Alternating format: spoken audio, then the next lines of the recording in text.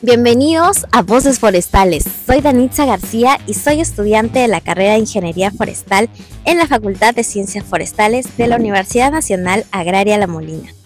En este canal exploramos el fascinante mundo de la ciencia forestal a través de diversos temas mediante entrevistas conversacionales con expertos y profesionales del campo. Podrás escuchar sobre sus conocimientos, experiencias, opiniones y consejos, además de algunas ideas de negocio relacionadas a su área.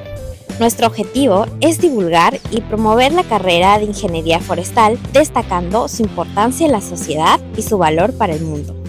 Si te apasiona la naturaleza, te interesa el medio ambiente y siempre tienes ganas de seguir aprendiendo cosas nuevas, este es el lugar para ti. Acompáñanos y despierta tu curiosidad y amplía tu conocimiento con la ciencia forestal. Ahora sí, disfruta tu película. ¿Qué tal, curiosos y curiosas de la ciencia forestal? Hoy en este programa tengo un invitado muy importante también, quien es un referente de la ciencia forestal y bueno, en específico es docente y profesional especializado en silvicultura, plantaciones forestales, viveros forestales, agroforestería y también tomografía, si no me equivoco. Ha tenido una amplia experiencia en el sector, en administración técnica, forestal, en el INRENA, ha sido coordinador y director en el INIA, que es el Instituto Nacional de Innovación Agraria, y también es docente principal en nuestra Universidad Nacional Agraria La Molina. Es un placer poder tenerlo aquí, el profesor Eloy Cuellar, que es doctor también, ¿no? Profesor, muchas gracias por haber venido. Sí, gracias a ti, gracias por la invitación y con todo gusto para responder tus preguntas. Sí, de hecho, quisiera que esta también sea una dinámica de preguntas y también una conversación, porque en lo que he ido conociendo también al profesor en distintos cursos, es un profesor que tiene muchísimo conocimiento que dar al mundo, ¿no? Y me gustaría que ustedes también tengan un poquito de este conocimiento. Bueno, voy a comenzar con la primera pregunta. ¿Por qué decidió dedicarse a la ciencia forestal? ¿Cómo así le llamó la atención las ciencias forestales? Sí, claro. Bueno, para empezar yo soy de Pucallpa, ¿no? Entonces he tenido una niñez bastante relacionada al campo, ¿no? Entonces, de ahí siempre me gustó las ciencias biológicas. Mi padre era ganadero, así es que él quería que yo estudiara algo de zootecnia, pero me gustó más la parte forestal, la parte de biomasa, la parte Claro. vegetal, fauna, y decidí estudiar pues forestales, ¿no? Entonces, bueno, fue como que tenía un contacto también con el campo, por así decirlo. Sí, tenía un contacto previo, ya disfrutaba mucho de estar en campo, ¿no? Pero ¿sabía qué era la ciencia forestal o ya cuando ingresó a la universidad empezó a estudiar? Sí, en realidad la casa de mi familia está en San Alejandro, que está a casi 30 kilómetros del Von Humboldt, que era uno de los sitios forestales más importantes en mi época, ¿no? O sea, yo de escolar vi a muchos referentes forestales, ahí pasando por Von Humboldt y siempre me gustó esa vida, ¿no? O sea que Creo que ahí le sí llamó la sabía, atención. sí sabía lo que era forestales. Claro, eso es muy importante también. Bueno, y también un poquito ligado a esta pregunta es, ¿qué le inspiró a usted a especializarse ya dentro de la carrera en silvicultura, en plantaciones? ¿Qué le inspiró? Sí, en realidad, el otro día haciendo memoria con mis hermanos, ¿no? Y decíamos pues que lo que pasa es que mi mamá allá en la selva tenía un excelente jardín gigantesco, le gustaban mucho las plantas. Qué Y bonito. yo como el hijo, el menor, era el que estaba pegado a ella, ¿no? Entonces, Claro, creo que ahí nace mi vínculo con la con las naturaleza. plantas, con ella, por ejemplo, iba, sacaba una estaca de una vecina, lo ponía en el jardín y crecía y me enseñaba. Entonces, creo que eso fue una Claro, parte, ¿no? Una parte que te influye porque de todas maneras tú ajá, siempre tienes un lado del subconsciente que te recuerda que hiciste niño y que te gusta hacer, ¿no? claro, es como que le inspiró la parte de estar cerca a su mamá que le gustaba las Claro, plantas, yo creo etcétera. que Y ella como que se preguntó, me inculcó el amor a las plantas, ¿no? Porque desde ah, chiquito estaba ahí, mamá, ayúdame a hacer el jardín, ayúdame a regar, ayúdame a claro, mezclar, ayúdame a preparar la tierra. Entonces, creo que por ahí va el tema, ¿no? Si es que lo analizo así, porque antes sí, tenía otra respuesta, pero Justo ahora hablando con mis hermanas y me decían, pues sí, sí, y me hacían recordar que sí, pues eso era parte de lo que yo me gustaba hacer, Claro, ¿no? es como que el trasfondo de, ¿no? Y de Ujú, ahí me imagino que deben haber como que cuestionamientos a partir de esa ujú, experiencia empírica, ¿no? claro, Ya te preguntas, ¿por qué nace esta claro, plantita? ¿Cómo claro. surgen las cosas, ¿no? Sí, yo creo porque, como te digo, mi padre tiene una ganadería muy grande en la selva, ¿no? Ujú, Y es más, yo te conozco mucho el manejo de ganado, ganado tropical, ¿no? Todo. mm, Pero no era un tema que me gustara tanto como lo que prácticamente me inculcó la mamá, ¿no? Que era mi mamá, más un tema con plantas, ¿no? claro. Y me quedé por ahí, ¿no? Ah, eso es muy excelente. También creo que pasa con varios de nuestros compañeros forestales, pero cada uno tiene su historia, ¿no? Pero es interesante saber un poquito esa parte porque la silvicultura es una ciencia muy bonita. Ujú, Entonces, con ello quisiera saber y que nos explique, bueno, yo más o menos tengo una noción, pero a la audiencia que quizás no tiene mucho conocimiento, ujú. ¿qué es la silvicultura y por qué es tan importante para la ciencia forestal? Claro, lo que pasa es que la silvicultura, desde su etimología más básica, pues es siembra o cultivo del bosque o del árbol, ¿no? Ujú, Entonces, en ese sentido, si ustedes ven y lo analizan, la silvicultura es como la columna vertebral de la ingeniería forestal, ¿no? ¿Por ujú, qué? Porque así hagas post cosecha, así hagas fauna, así hagas cualquier actividad, siempre tu relación va a ser directa con el árbol. claro. Y quien ve y entra a manejar el árbol es la silvicultura. Que eso nos diferencia mucho de los ecólogos, ¿no? Por ejemplo, se habla mucho de que nuestra carrera es muy ligada a la ecología. Lo que pasa es que usamos los datos de la ecología y el ecólogo es un descriptivo del ambiente. En cambio, el silvicultor es el que va, entra y lo transforma. Es el paso más allá. Por eso es que ahí nos convertimos en ingenieros silvicultores, ¿no? Porque Claro. usamos toda la base de la ecología, pero entramos a Mm, transformar el bosque de acuerdo al objetivo que querramos, ¿no? Ujú, claro. sí. Sí, definitivamente es como usted dice, ¿no? O sea, es como que la base de todo en realidad, porque se ve en bosque natural, en bosque Mm, plantado claro. y etcétera, ¿no? Bueno, ya nos explicó un poco de lo que es la silvicultura. Ahora, usted también tiene un expertise en plantaciones forestales. ¿Qué son las Claro. plantaciones forestales? Mira, dentro de la silvicultura nosotros vemos dos aspectos, ¿no? La silvicultura de plantas en su estado natural y la silvicultura de plantas que son extraídas de su medio natural para ser instaladas en otros espacios. Entonces las plantaciones vienen a hacer eso, ¿no? Plantas extraídas de su medio natural para ser instaladas en otros espacios naturales o en otros espacios que han sido transformados o han sido alterados por el hombre, ¿no? Entonces, ¿por qué se hacen estas plantaciones? O sea, ¿cuál es el fin de tener estas plantaciones? ¿Cuáles son los principales beneficios Ujú, que dan las plantaciones a claro. comparación de un bosque natural? Claro, el hombre en su afán de mejorar cada vez la producción, homogeneizar, incrementar los volúmenes, es que saca a muchas de estas especies de su estado natural, ¿no? Las pone en lugares específicos. ¿Para qué? Para poderlos manejar más fácilmente, para incrementar el rendimiento, ¿no? Y para homogeneizar el producto al final, ¿no? Básicamente, eso es en el rubro de plantaciones productivas, ¿no? Claro. Ahora, últimamente se está dando mucho que el hombre también está tratando de devolver al paisaje lo que se perdió. Entonces, eso Ah, es la línea de las plantaciones de conservación, ¿no? Entonces, de nuevo, trata de manejar el germoplasma de diferentes lugares, los trata de juntar, los trata de instalar en áreas donde ya no hay, ¿no? Por eso es importante la silvicultura manejarnos esos dos aspectos, la claro. silvicultura de plantaciones comerciales y la silvicultura de plantaciones de conservación, que como título parecerían lo mismo, pero en la Sí. práctica no lo son. No son iguales. ¿En qué sentido? En que el manejo que se requiere o la estrategia de manejo para cada una de ellas es diferente, ¿no? Ujú, Mientras que en la silvicultura de conservación lo que trato es de rescatar la mayor cantidad de diversidad genética. En cambio, en una silvicultura de producción trato de simplificar la diversidad genética para obtener individuos de mayor calidad o de mayor rendimiento, ¿no? Y eso claro. pasa por aislar pocos genes para lograr mayor rendimiento, ¿no? Ah, claro. O sea, ya entiendo un poco el tema. Es básicamente que en las plantaciones o la silvicultura en plantaciones necesitamos potenciar estos beneficios, ¿no? Más que todo aprovechamiento de productos y en la parte de bosques naturales, la conservación, ¿no? Que es lo más importante. Entonces sí hay una diferencia entre esas dos silviculturas.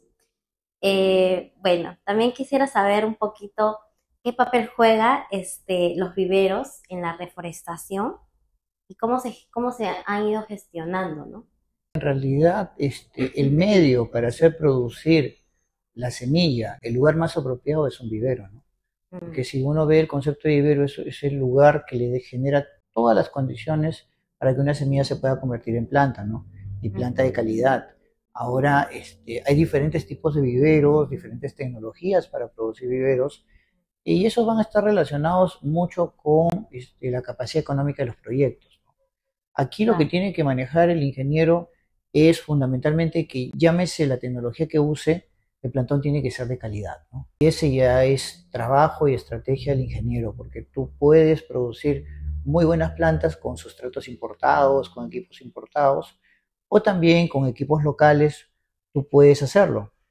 Y ahí va a ser fundamental el rol que le ponga el ingeniero y el conocimiento que le ponga el ingeniero forestal para Claro, lograr el objetivo, ¿no?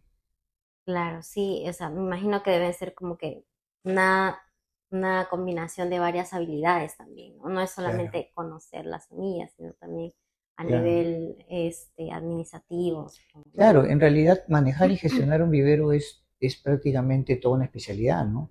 Mm, Tiene que ver desde manejar los sustratos, que tiene que ver con mezclas de suelos, tiene que ver con manejo del riego, tiene que ver con el manejo adecuado de las semillas. ujú. Entonces, se juntan varios cursos trabajados o estudiados antes de llegar a un curso de viveros, los que van a hacer que tú puedas desarrollarte bien en ese tema, ¿no?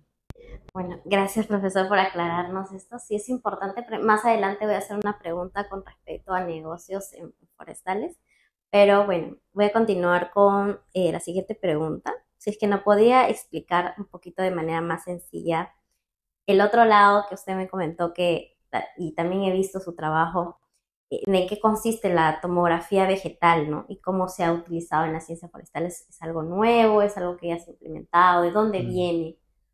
Ya, la tomografía es una tecnología de los años 2000, o sea, no es nueva, nueva, Ujú. que se usó mucho en Europa y de ahí se ha ido trasladando hacia América. Chile lo usa mucho, Colombia Mm, también, que son los países que más usan en América del Sur. Chile, por ejemplo, tiene una legislación municipal que cada 5 años hay que hacerle tomografía a los árboles. Porque mm, básicamente, ¿qué es la tomografía? La tomografía es un sistema que trabaja en base a las ondas acústicas o las ondas de ultrasonido. Y estas ondas lo que van a hacer es, mediante sensores de estas ondas, van a atravesar la parte interna del árbol y en las partes en las cuales está bien el árbol, el paso del sonido va a ser rapidísimo.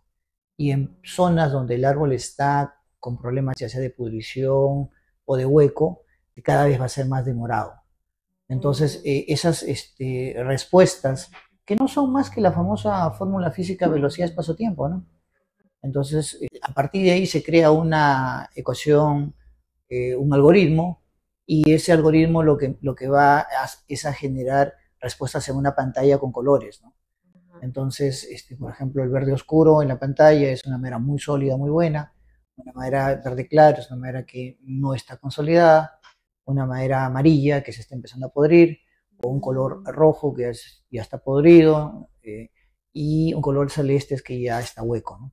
Entonces, pero es un algoritmo a partir de las ondas de sonido, ¿no? Sí, de hecho, me pareció bastante interesante ver el trabajo que ha venido realizando el profesor. Más adelante vamos a darle el pase para que nos pueda explicar un poco más.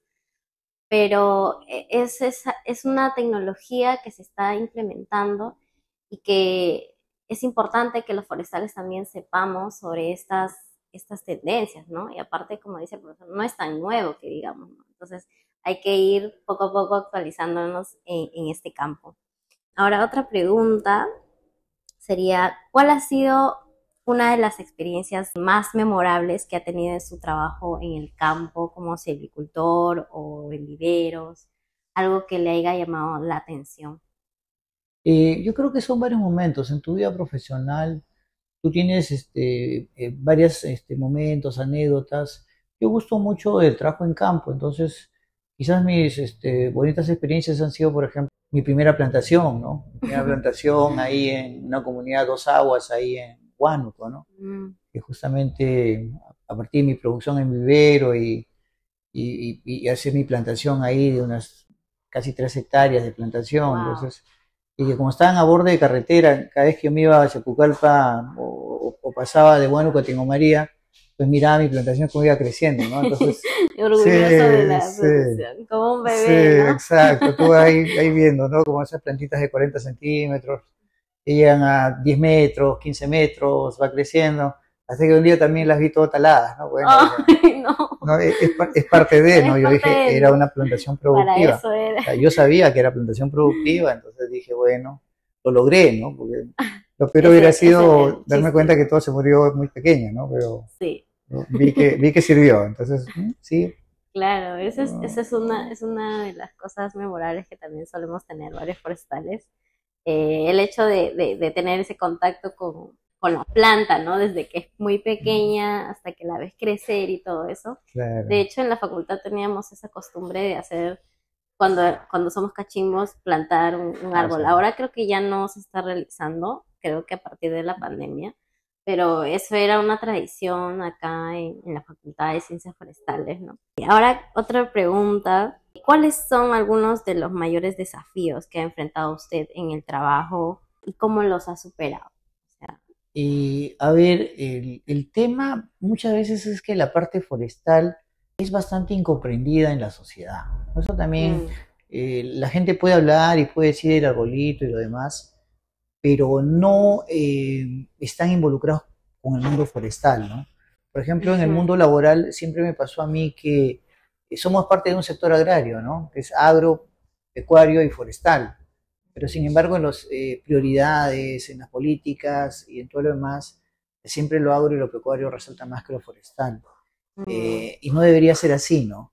Pero la verdad es que eso también lo que hace al final es que hasta los presupuestos para investigación forestal sean menores, los presupuestos para claro. ejecución de actividades forestales sean menores. ¿Por qué? Porque siempre hay una mayor prioridad, un mayor apego a lo que es la parte alimentaria, ¿no? Entonces dicen, Mm, bueno, un cultivo de papa o un cultivo de maíz, ¿no? O la crianza de animales. Y en eso, sí he tenido que lidiar bastante siempre, para tratar de agenciar fondos para hacer investigación forestal, porque, como mm. te decía, a veces el problema es que esa incomprensión de lo que es el valor de lo forestal para todo, hace que la priorización vaya por otro lado, ¿no? Sí, definitivamente eso se ve no solo en plantaciones, bueno, que en realidad plantaciones es un poco más tangible el beneficio, ¿no? Porque es la madera básicamente que se va a obtener, pero ni aún así tampoco hay una mirada atenta a lo forestal, ¿no? Como dice el profesor. Y entonces esa Claro. es una de los retos que también tenemos nosotros. Sí. Sí, es muy cierto lo que dices. Yo me acuerdo que cuando, por ejemplo, como políticas de Estado se priorizan resultados, siempre se van a priorizar de corto y mediano plazo. Sí, Lamentablemente, nuestra carrera ofrece la mayor cantidad de recursos de largo plazo, pero eso no quiere decir que todos los recursos que salen de lo forestal sean de largo plazo, ¿no? Sino hay que saber ver, analizar y proponer, ¿no? Hoy en día los no maderables o hay maderas de rápido crecimiento que sí pueden ser de corto o mediano plazo, ¿no? Hoy en día, por ujú, ejemplo, en Pucallpa se está sembrando topa con una mira de sacarlo en 3 a 4 años, ¿no? Versus lo tradicional de forestales que era 3 décadas, 4 décadas. Entonces, se está cambiando en mucho los tiempos de poder obtener el recurso, o también los no maderables que han hecho que en menor tiempo se pueda lograr una producción que sea ya medible y que ofrezca beneficios, ¿no? claro, sí, definitivamente eso se ha tratado de hacer en forestales, incluso por ejemplo, en la parte de mejoramiento genético, si no me equivoco, también se prioriza en que se reduzca el tiempo de espera, ¿no? ¿Por qué? Porque siempre está eso de que estamos más a la inmediatez, ¿no? Y ahora mucho más que antes todavía, porque ahora con la tecnología y todo, o sea, todo es rápido, rápido. Y lamentablemente en forestales no es así, ¿no? O sea, es diferente el manejo.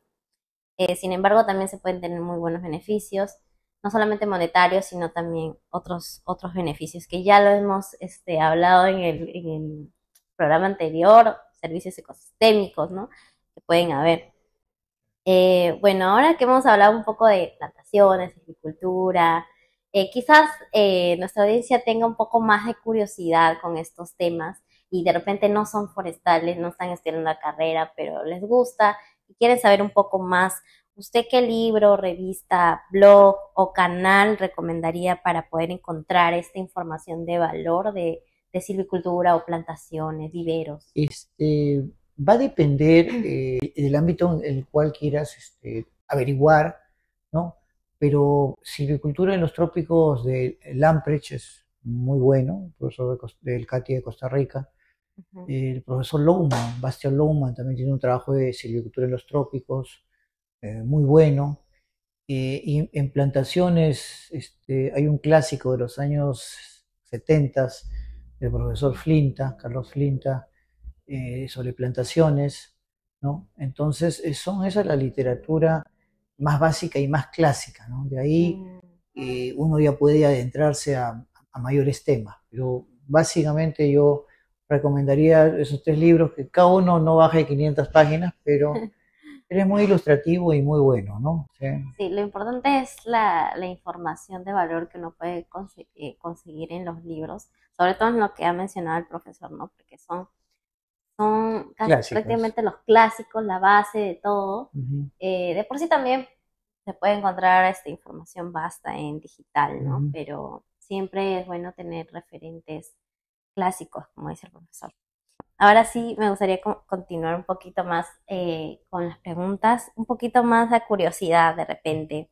Me gustaría que nos contara si tiene alguna anécdota curioso o un dato interesante sobre los árboles o el bosque que a usted le gustaría compartir con nosotros. Varias anécdotas, pero ahorita se me ocurre algo de silvicultura, que a veces también lo cuento en clase, ¿no? Ujú. Que es el hecho de que cada región tiene su peculiaridad y su particularidad para producción. Por ejemplo, uno va a producir en selva, es mucho más fácil que en costa, ¿no? Y en sierra, pues de las tres es la más difícil. Y dependiendo de la zona de sierra también, ¿no? Por Mm. ejemplo, muchas de las clases que uno aprendió en silvicultura, donde las va a poner en práctica, pero así de manera rigurosa, es en la zona andina, ¿no? Mm. Especialmente si tú llegas al altiplano, por ejemplo, yo tuve la suerte de ser llamado por FAO para producir en unos viveros en Mm. Puno, y en donde sí tuve que recurrir a toda mi teoría de producción de viveros, porque por ejemplo está que hay horas de riego, que hay horas para sacar los tinglados, que hay horas que tiene que tener el sol, que si Mm. por ejemplo regaste muy tarde, te va a caer la helada temprana y va a matar todas las plantas. Entonces, ese tipo de rigurosidades que a veces nos pasa, ¿no? Porque si estamos aquí Ujú. en Costa, nos olvida regar a las 8, lo regamos a las 10, lo regamos a las 11, lo regamos a las 3 de la tarde, Da igual. y da igual, ¿no? Pero en cambio, pues andate al altiplano, riega a las 3 de la tarde y la posibilidad de encontrar tus plantas muertas es Wow. altísima, ¿no? Sí. Y es un error humano, ¿no? Es como Ujú. decir, uy, y ahí es cuando te acuerdas, uy, ¿por qué no fui puntual y por qué no regué a tal hora, ¿no? Entonces, son cosas que también la silvicultura nos enseña, ¿no? Nos enseña a ser metódico, nos enseña Mm. a ser rigurosos con lo que hacemos para lograr el objetivo, ¿no? Porque Claro. eso es, ¿no? Entonces, son ese tipo de cosas que yo a veces lo transmito en clase. Ustedes que han estado conmigo, les cuento eso y a veces les conté una anécdota que por una mala decisión mía, dejó morir unas camas ahí en el vivero, pero que eso me sirvió a mí para aprender, ¿no? Para aprender, y más, por eso les digo a los alumnos que hay que tener una producción de seguridad, ¿no? Porque Mm. justamente ese 20% más de que se produce en los viveros es para tapar ese tipo de cosas, ¿no? Porque al final Si tú produces exacto lo que vas a plantar, se te muere uno y ya estás perdiendo, ¿no? Entonces, ahí la verdadera razón de tener esto, pues, es la producción de seguridad, ¿no? Sí, claro, es importante porque siempre pueden ocurrir eventualidades, ¿no? Como dice el profesor, quizás error humano o algo meteorológico, quién sabe, entonces eso también es importante. Y sí, sí recuerdo esa anécdota, creo que lo contó en Jauja, me acuerdo en silvicultura, y yo decía, wow, o sea, qué increíble, es como que un rango de tiempo en que ya, o sea, no lo hiciste y ya podrías malograr todo, ¿no? Entonces, creo que es en la sierra siempre hay como que este tipo de eventos así súper, ¿cómo se le dice? Extremos, ¿no? Extremos, Extremos. claro, Entonces uno tiene que extremos, adaptarse. pero que tienen un tema, son extremos y recurrentes, o sea, no Ah, son extremos y eventuales, son extremos y recurrentes. Entonces, si mm, tú tienes una capacidad analítica para ver qué es lo que está pasando, sí puedes dominarlo. Y eso es parte de estudiar la ingeniería forestal, ¿no? Porque te ujú. crea esa capacidad de poder analizar y poder saber qué es lo que está pasando y cómo dar una respuesta, ¿no? Yo creo que sí. La fase de campo es la que te va moldeando todo el conocimiento teórico, es la que te va Sí. haciendo que ganes más experiencia, y esa experiencia es buena, pues, buena para todos, porque finalmente a partir de esa experiencia es que tú vas a lograr tener buenos frutos, ¿no? Buenos resultados. Claro Sí. que sí. Claro, y también compartirlo con otros profesionales. Y hay algo que también es importante, creo que es también apoyarnos de los conocimientos que pueda tener la gente local, ¿no?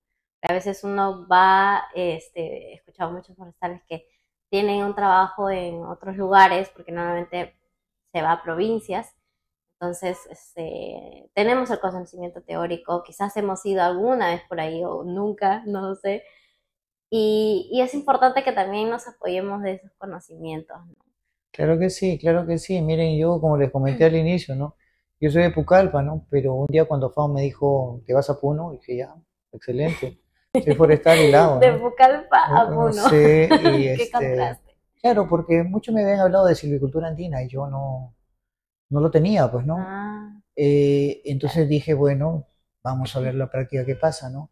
Y sí, me di cuenta desde el primer día, que era importante, y yo agradezco, por ejemplo, mi técnico forestal, Rodolfo, que tenía más de 20 años de ser técnico en viveros, y wow. prácticamente fue él el que me dio toda la clase práctica de cómo manejar, ¿no? Porque eso es uno sale joven, ¿no? Yo salí joven, no conocía ese ambiente, me basé mucho en el conocimiento local, aprendí y luego ya empecé a aplicar lo que yo sabía, ¿no?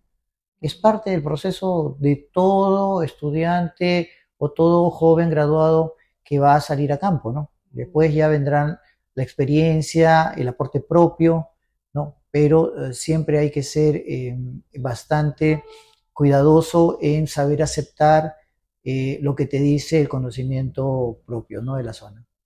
Claro, sí. Si podría usted desmentir algún mito sobre la ciencia forestal o sobre los árboles que haya escuchado. Que usted cree que en No. la sociedad se ha dado por sentado, pero en realidad no es así, ¿no? Por ejemplo, este mito del eucalipto, ¿no? Que gran parte de la sociedad culpa al árbol de ser una especie que seca las zonas de con agua o con alta caudal hídrico. Si bien es cierto, el eucalipto tiene una característica, que eso es una planta que tiene una evapotranspiración alta, o sea, en términos comunes, es una planta que suda bastante, junto Claro. al agua, ¿no? Así de Ajá. simple. Si tú lo pones en un lugar junto al agua, pues él va a hacer su función en lo que sabe hacer mejor, que es evapotranspirar, bastante. Ujú. Pero si tú lo pones en una ladera de cerro, seca, que no hay mucho agua, va a crecer igual, se va a desarrollar igual. Va a demorar un poco más, pero no te va a afectar tanto el medio como cuando lo pusiste junto al agua. Entonces, para mí eso se llama zonificación, y los forestales sabemos, cuando hablamos del término de zonificación forestal, o sea, saber darle a la especie el lugar donde debe estar. A veces por facilismo, y eso me ha pasado mucho en campo, le dábamos las plantas en la puerta de su casa, y le decíamos planta en el cerro que está a 2 kilómetros. Veníamos después de un tiempo y lo plantaba al costado de su casa, ¿no? Entonces, ¿por qué? Porque, pues, claro, le da pereza, entonces caminar los dos Irse hasta kilómetros, el ¿no? cerro. Claro. Y luego cuando el árbol estaba compitiendo con su cultivo, cuando la raíz del árbol estaba que consumía su papa, su maíz, porque la raíz del árbol es más grande, más absorbente, están echándole la culpa al árbol. Y ahí nosotros le recordamos, oye, nosotros te dijimos que lo plantes lejos, pero lo pusiste acá por la pereza que tuviste, entonces ya ves, ahora la consecuencia es Las esa, ¿no? consecuencias, claro. Ujú. En selva me acuerdo una anécdota mucho que hay con el árbol de la lupuna, ¿no? La ceiba o las Mm, choricias, que son así abombadas, ¿no? En la parte baja. En ajá. la selva siempre se dice que, por ejemplo, que ahí es la casa de las brujas, ¿no? Y entonces, la gente como que les tiene cierto temor y cierto respeto a esos árboles porque esa forma que tiene abombado en la parte baja, eh, viene ese dicho que no, que ahí es sitio de las brujas y sitio de brujería, ¿no? Pero no tiene nada que ver, es una característica propia del árbol, es más, si lo pones acá en la costa te va a crecer igual, ¿no? O sea, Sí, no. Pero bueno, exacto. Sí, alrededor de los árboles, el bosque, siempre hay mitos. Y es bastante interesante lo que dijo el profesor también sobre el eucalipto, ¿no? En la sierra, si no me equivoco, en Cajamarca es donde hacen bastante plantaciones de eucalipto, incluso para producción, ¿no? Pero han hecho este estudio también, ¿no? De designar bien las zonas en donde se hacen las plantaciones. En el eucalipto es un poco más controversial porque, como bien lo dijo el profesor, tiene particularidades de absorber mucha agua, ¿no? Pero esto no necesariamente es algo negativo. Si se maneja bien, se puede tener buenos beneficios, ¿no? De hecho, el eucalipto es una madera muy, muy cotizada y aparte, solamente por la madera, sino también sus hojas tienen beneficios a la salud, etcétera, ¿no? sí. Hay un video interesante, lo vi, lo hizo USAID, sobre una comunidad en Cajamarca que se llama Calispuquio, ¿no? Y Ujú. esta comunidad usa el eucalipto para sus programas de siembra de agua, de siembra y cosecha de agua, ¿no? Wow. Cosa que todo el mundo diría, Como no, medio raro, parece al contrario. es imposible. Pero ahí está el Sí. video y ahí está la población, la Wow. comunidad, hablándote de eso.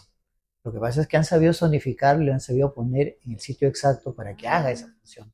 Por eso es que ahí recalco algo que es muy importante. Toda intervención silvicultural debe responder a un objetivo. Y ese objetivo tiene que ser parte de un estudiar las partes, estudiar las propuestas, estudiar las razones del por qué hacerlo, ¿no? Porque si no, y esa es una gran parte del error que hemos venido notando durante años en lo forestal, es que a veces hacemos una plantación y después de años preguntamos, oye, ¿para qué sirve, no? Cuando todo debería ser al revés, ¿no? O sea, desde Tener. antes de plantar yo debería saber para qué sirve y dónde lo voy a poner, ¿no? ¿Para qué plantas si después no sabes para qué lo vas a usar, ¿no? Y eso sí yo considero que ha sido un error de los plantadores, ¿no? No de los forestales, pero de los plantadores, porque ahí los que plantan árboles no son necesariamente forestales, están incluidos todos, ¿no? Sí. Pero que está bien, ¿no? Las lecciones se aprenden. A partir de esa lección, la siguiente lección debería ser no hacer una intervención silvicultural si no tienes un objetivo. Porque una intervención silvicultural es tiempo y dinero. Y aparte, porque como ya lo hemos mencionado, son proyectos de a largo plazo, entonces tener estas fallas, cosas así, siempre van a significar un atraso, no solamente económico, sino también en tiempo. Imagínense cuánto tiempo estamos perdiendo por no haber hecho una planificación antes. Eso es bastante importante también. Claro. Recuerdo que también varios profesores nos mencionan esto, ¿no? De saber el objetivo mucho antes de la plantación, ¿no? En economía recuerdo que también nos han hablado sobre saber a dónde ya vas a dirigir, a qué mercado va a ir tu plantación, ¿no? Los precios, los costos y todo eso, ¿no? Entonces es bastante interesante. Y también del lado de la silvicultura es igual, porque dentro de una plantación también se hacen tratamientos silviculturales, ¿no? Claro. Podría mencionarnos quizás un poquito de esos tratamientos. Claro, claro. Lo que pasa es que cuando tú ya estás manejando la plantación, cuando ya el Ujú. arbolito estuvo en campo y pasa los 90 días, que es el periodo de estrés post plantación, debemos empezar a preguntarnos y a consultarnos cómo vamos a manejar todo. Y para ello es que desde antes deberíamos haber diseñado un plan de tratamientos y un plan de operaciones silviculturales. Los tratamientos silviculturales son los que se hacen al área, a la masa, mientras que la operación silvicultural es el que se hace al árbol, ¿no? Entonces, por ejemplo, un tratamiento puede ser fertilización, puede ser riego, ¿no? O puede ser desmalezado, mientras que una operación silvicultural va a ser las podas, los raleos o cualquier otra intervención que hagas al propio árbol, ¿no? Ujú. Bueno, ahora también quisiera saber un poco más sobre el rol del ingeniero forestal. Nosotros estamos involucrados en varios temas, ¿no? Pero ¿cómo cree usted que el trabajo de los forestales impacta a la sociedad y al medio ambiente? Claro que sí, el trabajo de forestales tiene dos connotaciones, ¿no? La connotación productiva y la connotación de conservación. La connotación productiva es la que te ofrece los bienes, ¿no? Los famosos bienes maderables, los bienes no maderables, que son mensurables y que te generan un beneficio directo, ¿no? Mientras que la parte de lo que es conservación tiene que ver más con servicios, ¿no? Servicios ecosistémicos, servicios hidrológicos, servicios del árbol hacia la sociedad, ¿no? Que hoy en día hace tanta falta con este tema del cambio climático, con este tema de la alteración de paisajes, la degradación de paisajes, y ahí viene un tanto la distinción entre los roles de los mismos forestales, ¿no? Ujú. O te vuelves un forestal de producción, o te vuelves un forestal de conservación, o haces las dos cosas, ¿no? El tema de hacer las dos cosas a veces es que tienes que saber en qué momento estás en cada ubicación, nada más que eso, ¿no? Porque yo a veces veo que en la práctica a veces nos confundimos los roles porque como estamos haciendo de todo un poco, y esa confusión a veces llega a que el proyecto tenga problemas o la sociedad vea un poco mal lo que se está haciendo porque no hay claridad en lo que hacemos. Por eso que eso es muy importante y manejarnos bajo estos dos enfoques de que estamos estudiando. Podemos hacer, como te digo, los dos, pero necesitamos tener bien claro de cuál es la realidad y a qué es lo que voy a entrar. Y vuelvo a lo anterior, si no tienes el objetivo, todavía mejor espérate un poco más, planifica bien tus objetivos y de ahí entra a hacer lo que tienes que hacer, ¿no? El rol de los forestales es bastante incomprendido en la sociedad hoy en día. ¿Por qué? Porque a diferencia de, por ejemplo, cuando yo estudiaba el bosque generaba más bienes que servicios y todos sí sabían exactamente el rol del forestal en el bosque, pero es a partir de que los grandes grupos humanos han entrado al bosque que ya no se le ve al bosque como un tema biofísico, ¿no? Ahora se le ve al bosque como un tema biofísico, social y económico. Y es la entrada del hombre en el bosque. Y dicho sea de paso, la entrada del hombre en el bosque también tiene otro punto más, que es el que puede o conservar el bosque o destruir el bosque. Entonces ahí es donde, aparte del forestal, en el bosque han entrado sociólogos, antropólogos, economistas y últimamente muchas personas de derecho, ¿no? Porque se maneja mucho el tema de los derechos sobre el bosque. Es por eso que pasamos de ser una carrera antes que era muy exclusiva de los forestales a ser una carrera en la cual tienes que ser más una parte multidisciplinaria, ¿no? Y ahí el gran reto que tenemos los forestales es cómo manejarnos en esa multidisciplinariedad de tal manera que, quieran o no, las demás carreras tienen que ser parte de un sistema en el cual el que conoce es el forestal y los demás podrían ser las personas que apoyan, rodean, acompañan en la toma de decisiones, ¿no? Entonces, es ahí que el nuevo forestal necesita ser un tipo capaz de tener un mayor liderazgo para manejar equipos multidisciplinarios. Mire, por ejemplo, en Brasil yo veo la forma como los forestales brasileños sí manejan grupos multidisciplinarios, ¿no?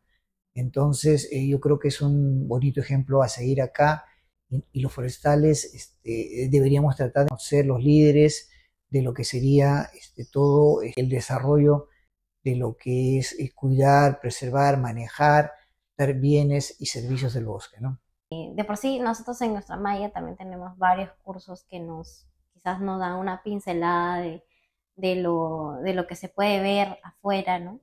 pero definitivamente no salimos siendo expertos en algo, en realidad salimos sabiendo de todo un poco.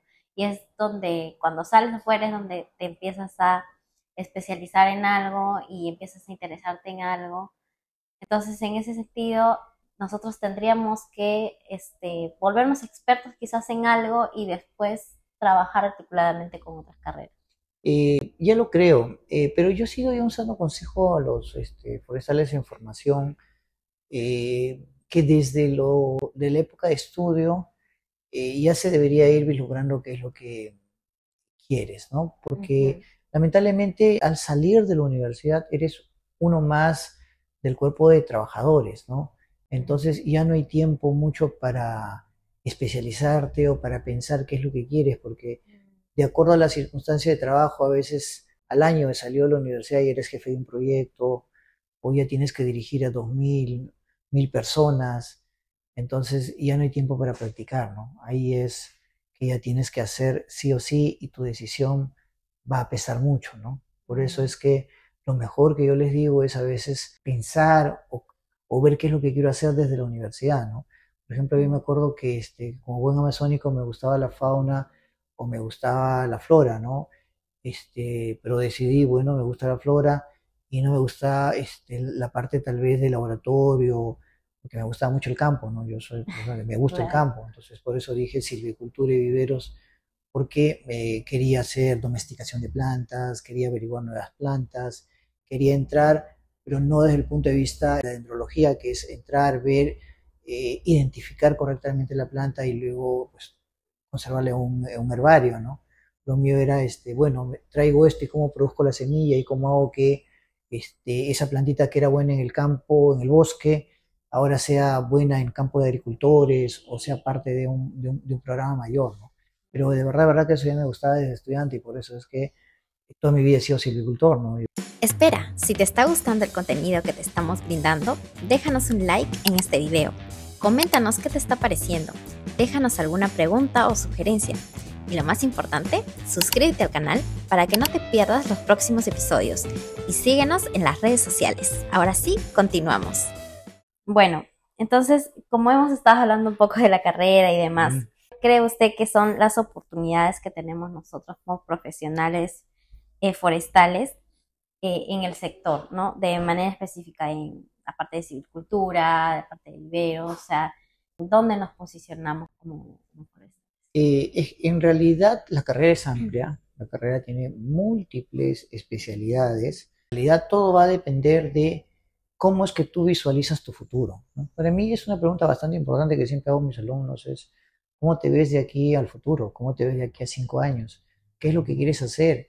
Entonces, a partir de eso tú tienes que alinear desde tus cursos, desde qué es lo que vas aprendiendo, desde dónde vas a hacer prácticas, porque de verdad, yo que sí he tenido la oportunidad y soy muy contento por eso, de haber hecho silvicultura costera, andina o amazónica, les diré que cada una de ellas es un reto diferente.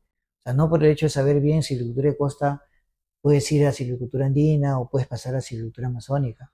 No, cada uno me ha tomado un tiempo de especializarme, de ver. Yo he sido investigador más de 15 años allá en el INIA. Quizás eso también me ha permitido moldearme en todo esto, pero es un proceso que tú tienes que ir trabajándolo desde el inicio y de una manera ordenada.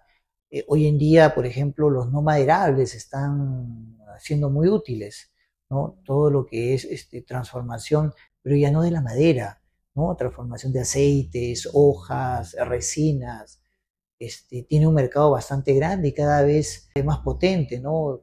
Compradores europeos, americanos, el mundo se está yendo más a lo natural, hay todos unos espacios. El tema también es que a veces los forestales hemos estado bastante ligados solo a madera y nos conocen más como forestales por madera, pero los no maderales es todo un espacio, inclusive hasta yo diría que es un espacio que tiene una rentabilidad un poco mayor que lo maderable, porque acuérdense que lo no maderable da cada año, ¿no? Al dar cada año, la rentabilidad es mayor cuando tú lo sumas, por ejemplo, los 25, 30 años que tienes que esperar una madera. Pero el expertise que se requiere es diferente, ¿no? También transformación, post cosecha, economía de carbono, que está tan de moda hoy en día, ¿no? Que Sí. también tiene que ver con los temas forestales, economía circular, hay varios temas. Y en la parte de silvicultura, por ejemplo, cuando un estudiante sale o alguien, un profesional está buscando una oportunidad de trabajo, en la parte de silvicultura o plantaciones, ¿a dónde acude básicamente? ¿No? Acá en el Perú, Eh, ¿qué lugares hay para trabajar ahí? eh, Casi todas las entidades trabajan, ¿no? ¿Quieres hacer investigación en silvicultura? Está el IAP, el INIA, INAIGEM. ¿Quieres trabajar en gestión del recurso? Están los gobiernos regionales, está el CERFOR, está el MINAM. ¿Quieres trabajar, o también está la cooperación, están las ONGs, Ujú. ¿no? O quieres trabajar haciendo producción, extensión, los gobiernos regionales, los gobiernos locales, las ONGs, empresas privadas, ¿no? Agrorural, que trabaja mucho en lo que es extensión forestal, Ujú. instalación de plantaciones, sierra exportadora, sierra azul, selva exportadora, ¿no? Entonces, hay desde entidades gubernamentales, pero hoy en día estoy viendo con mucho agrado que también están creciendo las oportunidades en lo que es ideas innovadoras en lo forestal, Mm. ¿no? Hay mucho apoyo en la innovación, hay fondos concursales a título perdido, ¿no?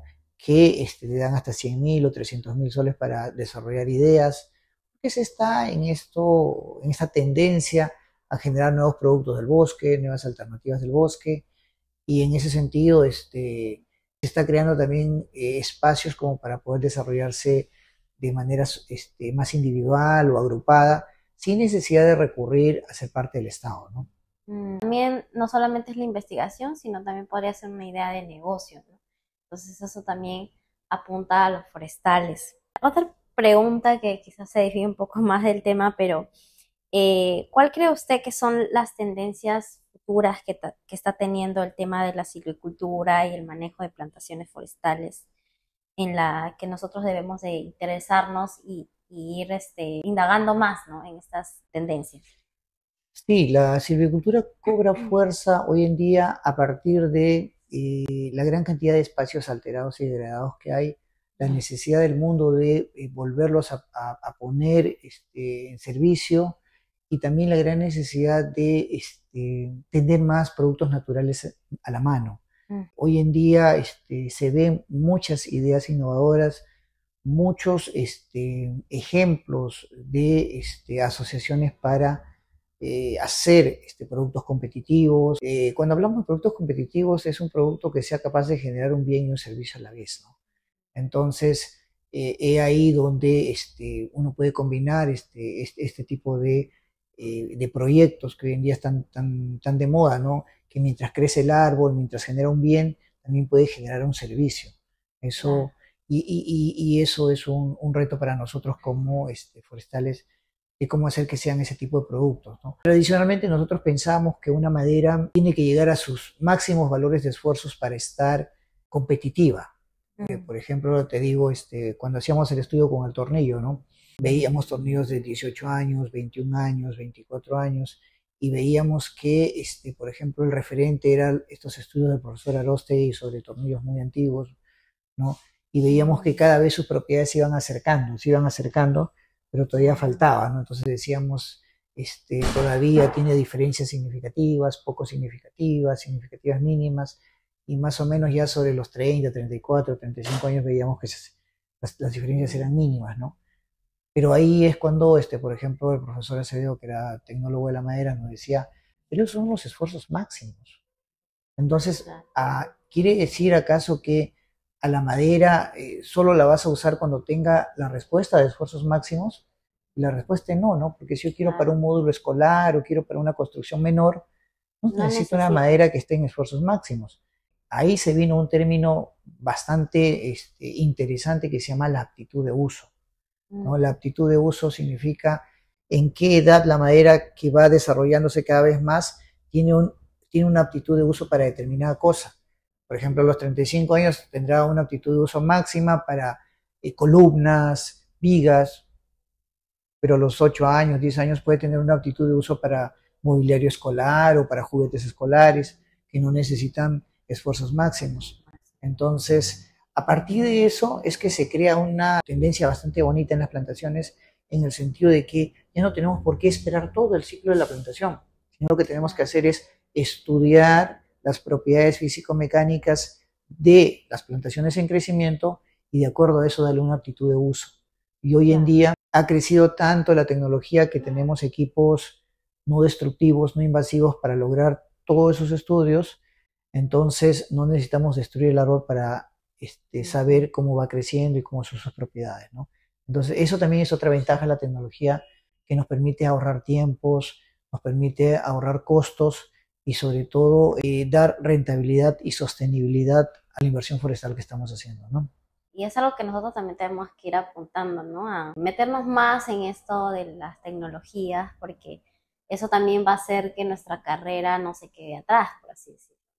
También quisiera preguntarle algo que sí me da bastante curiosidad, esta controversia que ha habido con el chihuahuaco, por ejemplo, de su conservación, intangibilidad ahora, ¿no? Que ahora está en el CITES y todo eso.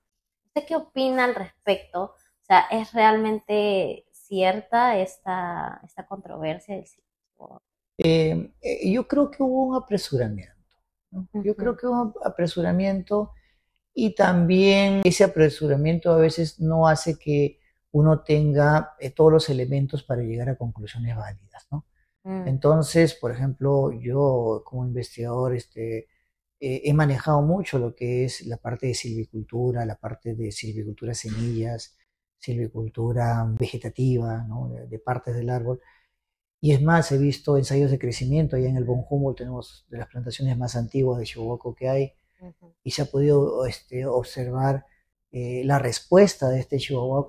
Es un árbol bastante rústico, puede desarrollarse en terrenos pobres, en terrenos con muy bajas condiciones y desarrolla muy bien. O sea, es tan bueno el árbol que sí va, desarrolla y logra alcanzar incrementos volumétricos bastante interesantes, ¿no? En el campo también, chihuahuaco es una especie que sí, que uno hace un análisis poblacional y está ahí, ¿no?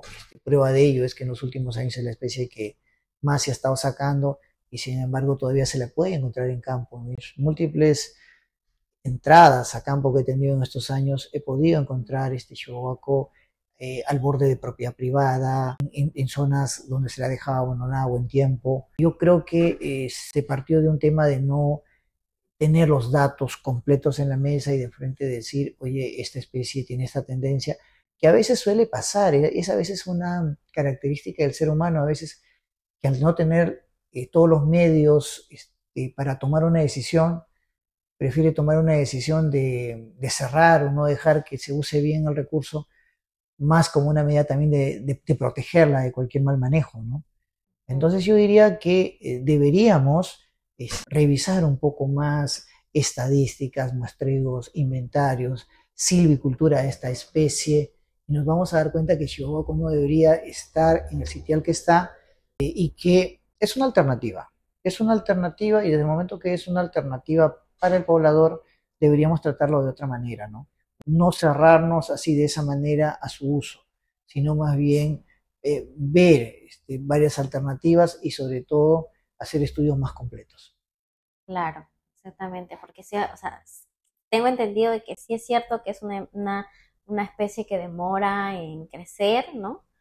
Sin embargo, tiene buenos rendimientos, Ese es un ¿o mito. no? ¿Te acuerdas las preguntas que me hacías sobre mitos? Ah, sí, claro. Para mí también ese es un mito, porque, a ver, yo me acuerdo, y esto me lo contó un gran amigo, el ingeniero Pedro Reyes, por ejemplo, él me contó que en los finales de los ochentas ya estaban buscando nuevas especies y una de las especies que miraban que tenía muy buenas posibilidades era chihuahuaco, ¿no? Allí en el Von Humboldt, pero todo el mundo se iba con ese dicho de que una especie dura es de lento crecimiento, ¿no? Una especie dura es de lento crecimiento. Entonces, cuando en un principio se juntó ahí o propuso la especie, la respuesta era eso, ¿no? Pero ¿cómo vas a plantar una especie que es de lento crecimiento, ¿no? cuántos años vamos a tener que esperar para el producto. 100 Así es años, sí, que sí. él se asoció con otro ingeniero Castillo, un viverista, Ujú. produjeron las plantas, los plantaron en Von Humboldt y empezaron a notar que esta especie, que es una heliófita, esta heliófita tenía las condiciones apropiadas y desarrollaba muy rápido, ¿no? Es Mm, así que a los 12 años, 15 años lo puedes encontrar con más de 40 de edad, ¿no? Si tiene buenas condiciones. wow. Entonces, lo cual desmitifica eso de que por ser una especie dura es de lento crecimiento. Va a Mm, depender. Hay especies duras y de muy lento crecimiento, uno de ellos es la quinilla, ¿no? Pero el chihuahua es una especie que tiene una densidad básica muy alta, ¿no? Pero que crece muy rápido.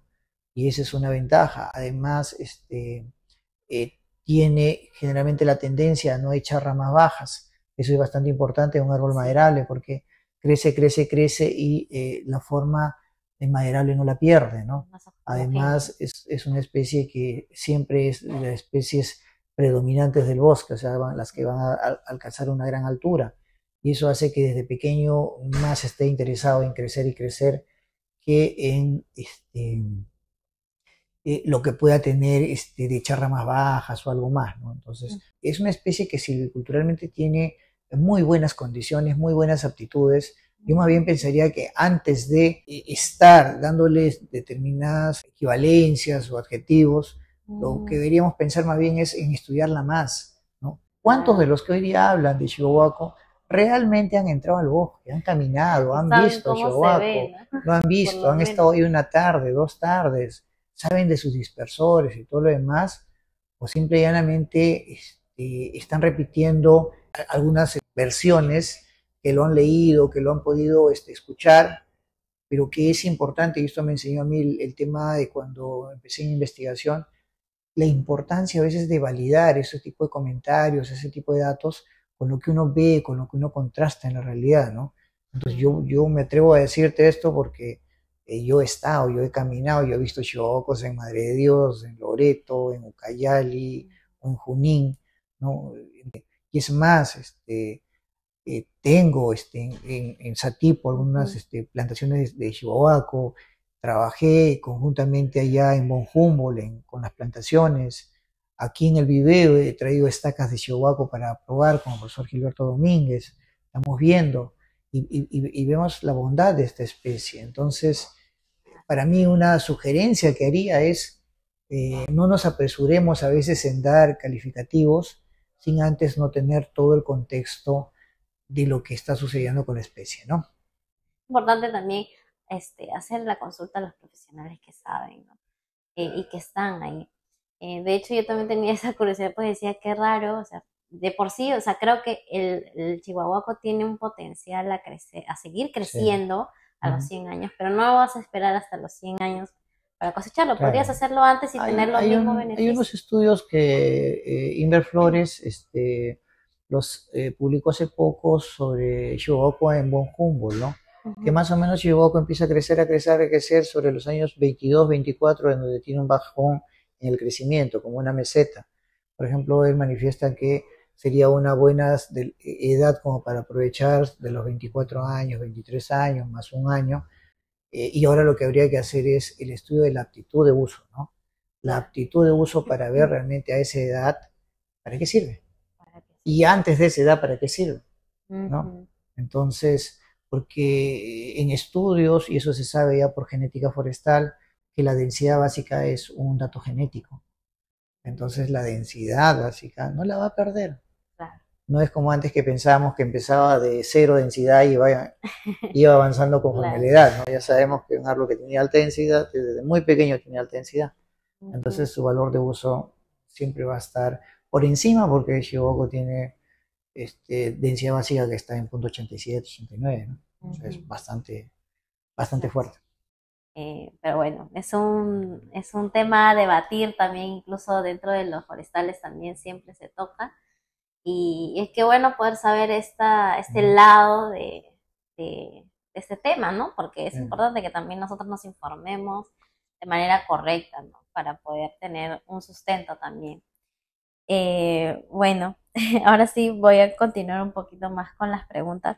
Ahora sí, en el lado de en los forestales como emprendedores, ¿no? ¿Usted ha emprendido en el sector forestal? Bueno, yo sí sé que sí, pero cuéntenos un poquito qué opciones hay para emprender y cómo ha sido también su experiencia, ¿no? Con negocios forestales. Sí, sí, bueno, estuve ligado en varias oportunidades para Ujú. hacer negocios forestales. Ahora manejo la empresa consultora forestal, ¿no? Que es la que tiene el tomógrafo. Me permite manejarme en un espacio de silvicultura urbana, ¿no? Mm, Antes también me manejaba en el tema de exportación de productos diferentes a la madera, ¿no? ujú. Que dicho sea de paso, es un espacio bastante interesante, rápido y con buenas posibilidades también, ¿no? Yo recomiendo mirar más ese tema porque muy pocos lo están mirando y es un negocio bastante seguro fuera, ¿no? Más que Mm. madera, porque hoy en día todos cuestionan a la madera, ¿no? Sí. Pero el no maderable hoy en día todos más bien están muy contentos con tenerlo, con llevarlo. Ujú.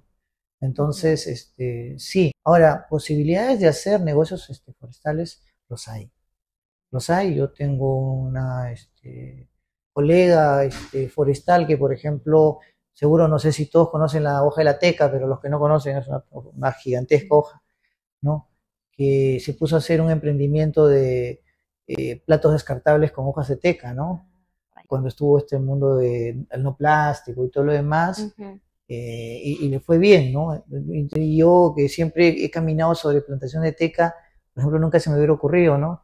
Pero ella lo hizo, Claro. ganó un proyecto, lo financiaron, un proyecto financiado y le va bien, ¿no? Mm. Entonces, es cuestión a veces de mirar el bosque, ¿no? De mirar ahí cada parte y verlo desde el punto de vista qué puede servir para lo que la sociedad está pidiendo y a partir de eso emprenderlo, ¿no?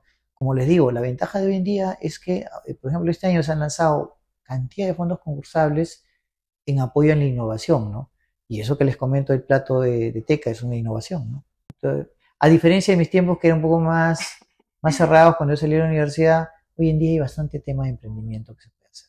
Cada vez hay más forestales en este rubro y eso nos alegra también a nosotros un montón porque también nos da una visibilidad, ¿no? Ujú. Bueno, entonces como usted tiene experiencia en esto de los negocios y también tiene un negocio que es una consultoría, eh, ¿cuál sería estas 5 tips o recomendaciones que podría darle a quizás algún profesional que esté interesado en emprender y hacer un negocio, ¿no? ¿Qué Claro, recomendaría? lo primero que siempre recomiendo es vean el mercado, ¿no? Vean el mercado, siempre es importante leer, analizar. Hoy en día hay bases estadísticas bastante buenas para el producto que quiero hacer, pero si no tienen la seguridad del mercado, mejor tómense su tiempo y evalúenlo bien, ¿no? Porque todo producto va a rendirte en la medida en que el mercado lo acepte, ¿no? Si el mercado no lo acepta,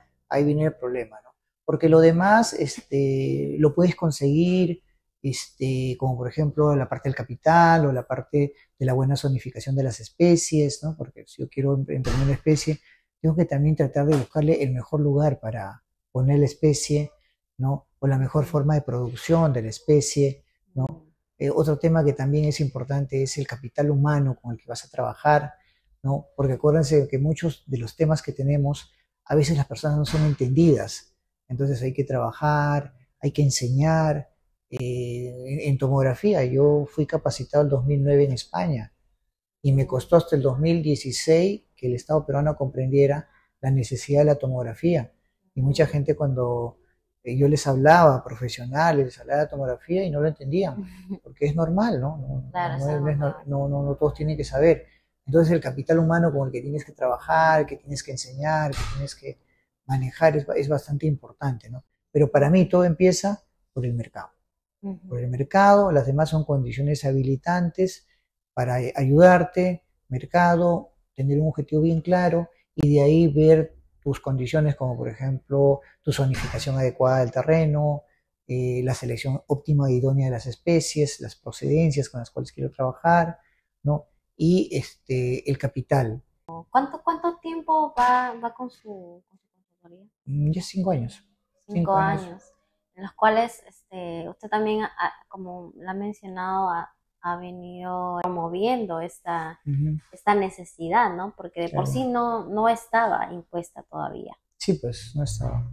Es la Ujú, verdad, es la verdad. Por eso digo, hay muy buenos emprendimientos que se pueden hacer, pero hay que ver el mercado, hay que trabajar mucho en consolidar el mercado, ujú, y a veces lo más importante es tratar de encontrar esos nichos de mercado. Lo forestal, acuérdense, y lo forestal en el Perú no responde a grandes cantidades, sino a ujú. pequeñas cantidades, y eso se llama nichos de mercado, ¿no? Al final son las personas las que van a consumir tu producto o tu servicio, ¿no? Entonces es importante centrarnos en las necesidades de tu público, y luego ir mejorando siempre la calidad y todo Claro, eso, ¿no? claro que Eso sí, es claro que sí. importante. ¿Qué experiencia o anécdota ha sido la más memorable a lo largo de su carrera universitaria o casi ya?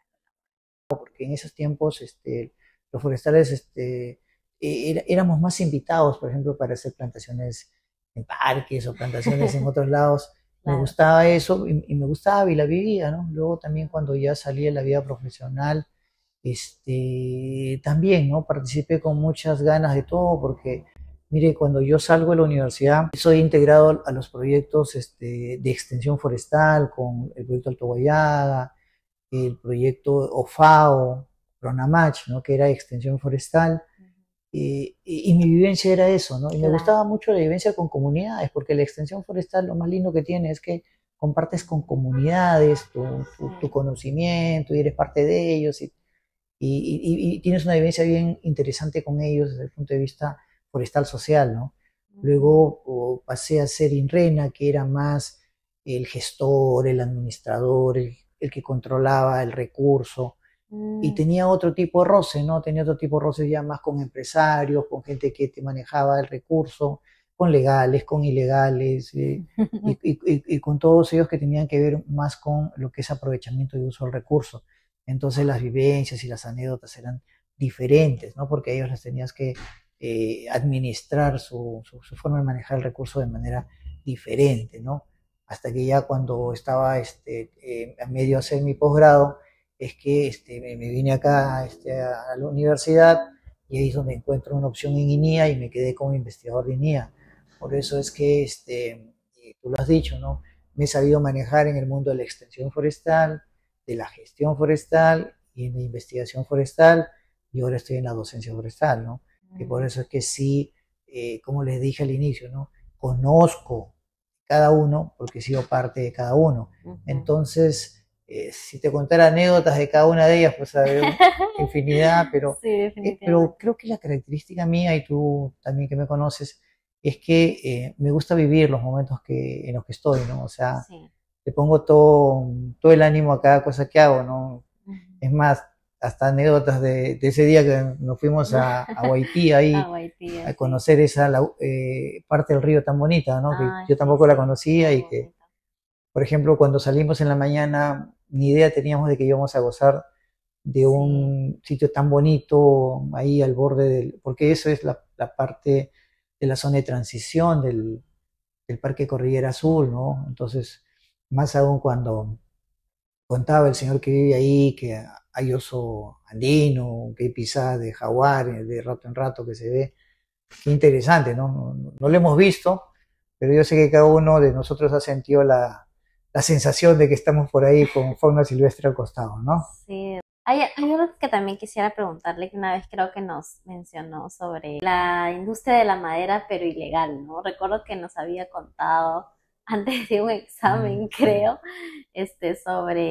sobre cómo se ha ido manejando. Y que usted también ha tenido una experiencia en eso, ¿no? ¿Nos O podría contar un sea, poquito algún? sí, pues fueron mis años que fui administrador técnico, ¿no? Ujú, Que en una intervención, en una de las tantas intervenciones que tuve, tuve problemas porque fuimos a decomisar 20.000 pies de caoba, ¿no? Que venían de wow. la zona, del reservado de la línea 343 allá en el Tahuamán, que prácticamente era una zona de mucha caoba, ¿no? Nos pasaron la voz, fuimos con la policía, se demoró tanto la intervención que cuando llegamos en la noche a puerto, el dueño de la carga ilegal nos esperó en el puerto así con la pistola y empezó a disparar, ¿no? Que tuvimos que tirarnos al río, todos ahí, como dice, sabes nadar, tírate al río y nada, porque no hay otra, ¿no? Ok. Sí, Entonces, pues qué que son miedo. parte de los imponderables que uno tiene en la carrera, ¿no? Eran los años 2004, año de bastante tal ilegal, y la pelea era por caoba, ¿no? Después, con el tiempo nos dimos cuenta que lo que pasa es que esa carga no solo tenía caoba, sino también tenía droga, ¿no? Entonces, creo que eso era la furia de los dueños de la carga, ¿no? Pero era parte del trabajo nuestra, y yo como jefe o administrador técnico tenía que estar ahí con mi personal y eso hice y bueno, nos costó esa gran anécdota porque salimos hasta en radioprogramas, les conté, ¿no? Salimos hasta en Sí. radioprogramas que administrador técnico es baleado ahí por estar cumpliendo su trabajo, pero son parte Wow. de las anécdotas, ¿no? Ya hoy día la Sí, cosa es diferente, ¿no? Pero claro. esos tiempos, sí, pues era No, parte sí, es ¿no? complicado. Sí, de Claro. hecho creo que es un trabajo difícil, ¿no? Estar ahí y rodearte de estas personas que pueden intentar contra tu vida. Y de hecho es algo también que ha dicho que es interesante, que no era necesariamente por la madera, sino que también había otro interés, ¿no? Que era las sustancias estas ilegales.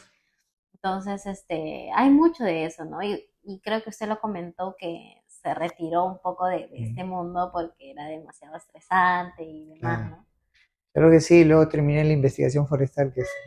Muchísimo más tranquilo, donde y, que, está seguro. y que encontré mi nicho porque me gusta mucho lo que hago y a partir de las anécdotas anteriores pude lograrlo, ¿no? Porque yo ya sabía qué especies se requerían más, o ya había entrado al bosque para mirar qué especies podían ser las potenciales, con qué se podía trabajar.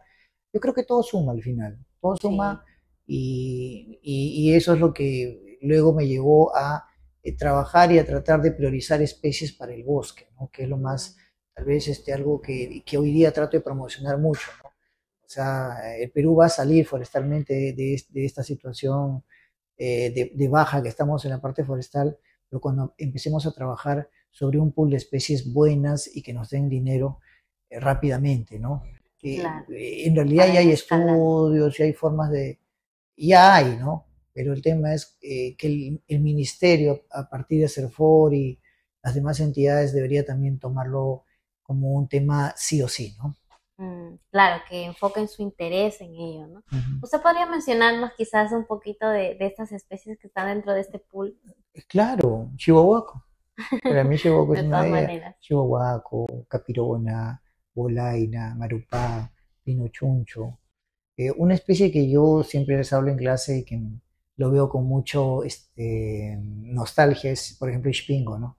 Trabajar un poco Ah, más con Ixpingo, tan querida por los carpinteros, pero de una silvicultura difícil, que hay mm, que trabajarla, hay que dominarla un poco más. Pero ese es el reto, pues. Ese es el reto de cómo hacer y cómo dominarla, cómo aprender más, porque es una especie cuyos requerimientos ecológicos son bastante difíciles, pero no es que también hayamos hecho grandes estudios, ¿no? mm, Yo pienso que con mayores estudios lo podemos ya domesticar mejor, y claro. ese es el reto, ¿no? Sí, en eso no debemos enfocarnos. Muchas gracias, profesor.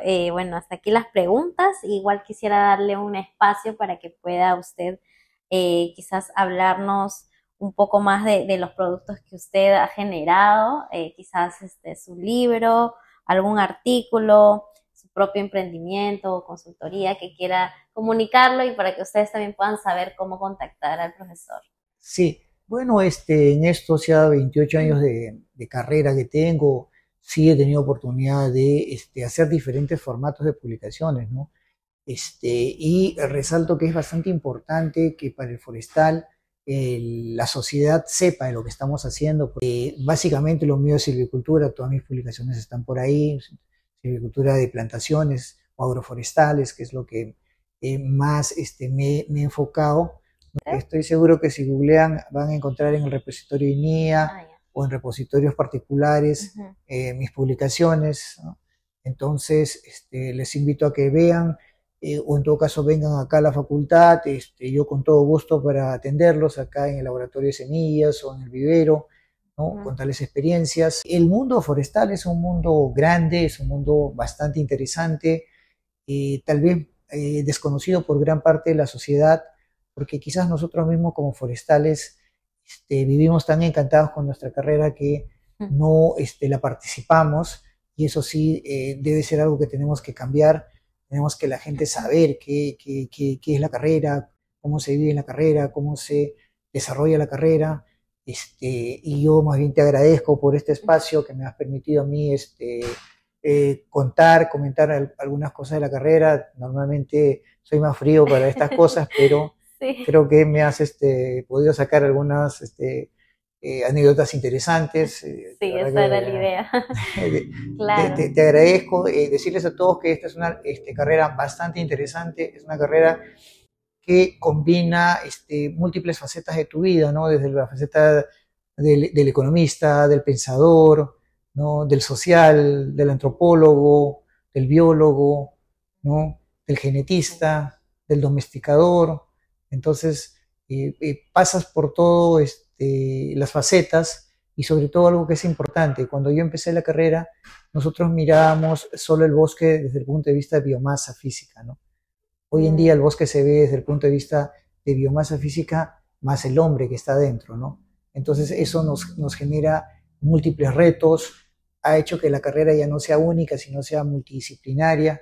Entonces, al hablar del bosque, hoy en día ya no es tema solo del forestal, es tema de múltiples carreras, y eso es lo rico que ha hecho el bosque sobre nuestra carrera, ¿no? Nos permita generar nuevos retos, ¿no? Entonces, los que estén interesados en saber más, en estudiar más de esta carrera, yo creo que sí es una carrera que ofrece múltiples oportunidades, y que está en cada uno desarrollar para qué línea quiere ir, ¿no? sí. Y bueno, en este espacio también tendremos la oportunidad de tener a más profesionales que van a contarnos a qué se dedican, cómo están contribuyendo a la sociedad y demás. Así que no se olviden de seguir el programa. Bueno, también quisiera saber en dónde podemos encontrar a usted su consultoría para quizás algunos servicios de tomografía. Claro, claro, en el Face está ECFOR, o si no mi número de celular 952-505-737, ¿no? Para apoyarlos en lo que son los estudios de tomografía. Hay varios temas relacionados a la tomografía que yo sé que a ustedes les va a importar, y aparte de la tomografía, a lo que es el manejo adecuado del árbol en la ciudad, ¿no? Creo que muchos de sus clientes quizás son municipalidades o Eh, Son empresarios. municipalidades, son privados, Ujú. o consorcios de empresas inmobiliarias, Ah, ¿no? claro, también. Sí, o privados que también quieren el cuidado de sus árboles, o las municipalidades que tienen en realidad por ley una obligación de manejar la sanidad de su arbolado, ¿no? Entonces, bueno, si desean alguno de esos servicios, pueden contactar al profesor. Voy a poner igual de todas maneras su número y también las redes sociales para que vean un poco del trabajo que está realizando Uh y -huh, puedan pues también apoyarlo, ¿no? En ese sentido. uh -huh. Bueno, para finalizar esta entrevista que ha sido muy buena, es que puede invitar a otro profesional, bueno, que no sea docente de acá de la universidad, sino otro profesional que usted crea que pueda aportar a la comunidad para que nuestra audiencia conozca más a los forestales, ¿no? Claro, Un claro, sí, profesional. no, en primer lugar, saludar a mi familia, ¿no? La familia Ujú. mía, que siempre ha sido importante, porque el profesional forestal a veces tiene que viajar mucho, tiene que estar muchas horas fuera de casa, y la familia mía ha Mm, sido bastante importante para eso. También a todas las personas que han sido parte de este proceso, ¿no? Y si yo te invitaría a que traigas a un forestal para escucharlo, yo pondría a César Sabogal, ¿no? Creo que es ujú. uno de los referentes en la forestería en el Perú, ¿no? César está acá en Lima, pero casi toda su vida también ha parado fuera del Perú, y es un referente mundial forestal, ¿no? Muchas gracias, profesor. Espero que podamos traerlo entonces para que nos pueda deslumbrar con su conocimiento y también ustedes puedan ampliar ese conocimiento, ¿no? Y también despertar la curiosidad en la ciencia forestal si el caso no están tan relacionados con nuestra carrera. Y bueno, y si sí lo están, puedan saber un poco más, ¿no? Sobre estos temas. Muchas gracias, No, a profesor, por ti, estar muchas aquí gracias. presente. Claro que sí. ¡Ey, no te vayas! No te olvides de darle like, comentar y compartir este video. Suscríbete al canal y activa las notificaciones para que no te pierdas ningún episodio. Síguenos en nuestras redes sociales, Facebook, Instagram, TikTok y LinkedIn para ver más contenido. Escúchanos en Spotify, Apple Podcasts y Google Podcasts. También puedes apoyarnos con Yape o Plin para seguir mejorando el contenido para ti. Muchas gracias por acompañarnos en esta linda aventura forestal.